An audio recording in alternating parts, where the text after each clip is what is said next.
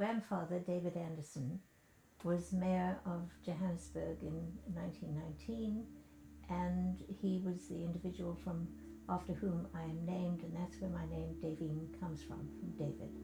When I was born, and this is interesting too, both my grandfather, my mother's father, and my father had double pneumonia, and they were both hospitalized, so they weren't expected to live.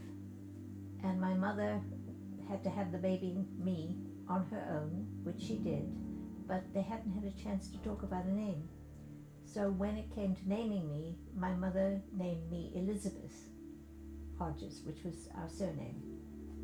And then once they recovered, they both managed to recover, and so once they were recovered, my mother decided that wasn't a suitable name for me, and I had an aunt at the time named Dorothy, and my Aunt Dorothy said, well, if you don't get to call her Elizabeth, you may as well call her Daveen, and that's how I got my name. I was born in South Africa. My family had a farm in an area that was basically developed by soldiers coming home from World War One, and my father was one of those soldiers, and he managed to get this large 2,000-acre farm, and he started farming, basically raising cattle and growing corn and growing peanuts and eventually growing tobacco.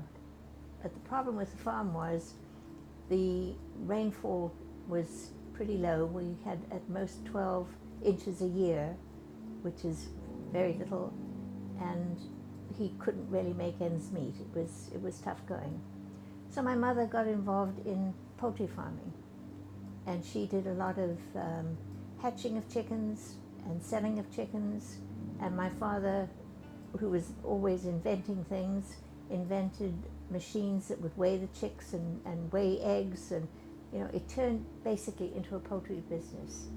Farm was 2,000 acres, which was quite large, undeveloped, just plain grassland, near an area in South Africa that used to flood in the spring, so we did get water from the floods, but rather barren, rather dry for the rest of the year.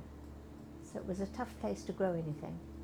Sometimes a lion would come down, sometimes we'd find leopards.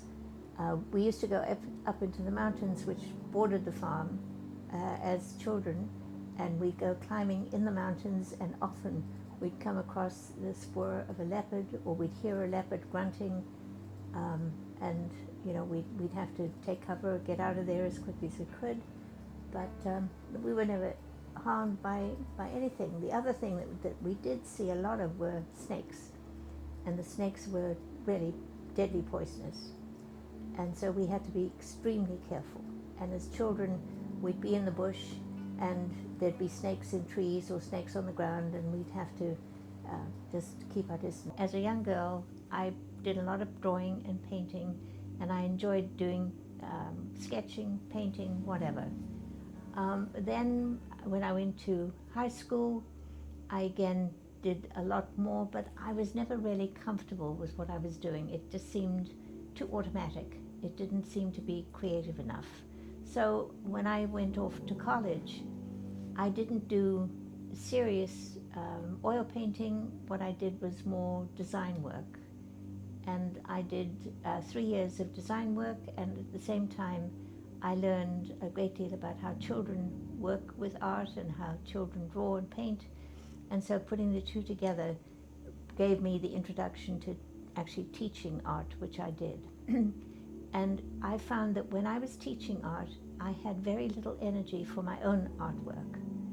I would give so much to the kids and so much to what I was trying to do that painting and drawing became secondary to me as an individual. So I didn't do much, and then my husband and I came here, and I did some art teaching. We were in South Bend, Indiana for a while, and then we came east, came to Brookhaven, and I met a person who, her name was Anne Meinhold. She's no longer with us, but she did a great deal to get me involved in artwork here on the island. And she introduced me to the South Bay Art Association, which is in Bellport. So I started taking classes with them, and I started showing in the shows that they put on every year. And I did extremely well. I got a lot of ribbons and a lot of blues, and I was really feeling pretty good about my own artwork. And then we moved up here, and I went to Stony Brook, and I started taking courses in etching, courses in pastels, courses in watercolor, and I did that for 5-6 years. I worked with Martin Daveen, who I liked very much. I worked with Joe Raboli. So I learned a great deal from these people, and I really began to take my artwork seriously because they were so encouraging. And then after that, I started going further east. I have a wonderful friend, Jean Coakley, who was living out east, and she was taking classes at the in Amagansett, which is where I went, and we'd take classes with different people, and so my ability to paint and draw just seemed to grow and grow and grow. And I showed out east a lot. I showed at Ashwell Hall. I showed, actually joined the Crazy Monkey Gallery, and I showed there for a number of years. And then I reached a point where, because I didn't live out east, I sensed that I really wasn't welcome. The artists group out there preferred people who lived out east rather than people who lived in Port Jeff. So I stopped going out there. I stopped taking classes out there, and I didn't do much other than painting here in my own home. And then the atelier started up in Stony Brook, and that was just wonderful for me because the instructors there were some of the best I'd ever come across. Their approach to art was exactly what I needed, and I did extremely well there. They have the White Gallery in Bridgehampton now. I could join it if I want to, but the kind of artwork they do it's more modern than I do, and you know the artwork I do, which is pretty realistic, a lot of other artists just don't care for. They prefer something that's a little bit more, maybe more creative in their eyes. But you know, my artwork is what I see, what I feel, what I like to paint, and I never really know what I'm going to do next. I'm thinking now maybe it's time to get out on the golf course and do some paintings of golfers and the golf course itself, because I haven't done that yet. And I never know in which direction I'm going. It just depends on what happens, what interests me, and where I go. One of the individuals who made a big impression on me was Joe Raboli, a wonderful instructor and really a very nice man to work with. And I remember we were sitting outside Mill Pond House, and he was looking around because he was going to do a demonstration, and he was going to show us how to do a landscape at that point. So he was looking around and he said, well, you know, he said, you can do a painting about anything. And he said, all you have to do is put it onto your canvas. And so I thought about that, and I watched him do exactly what he said he was going to do. Very simple painting, but very effective. It worked well.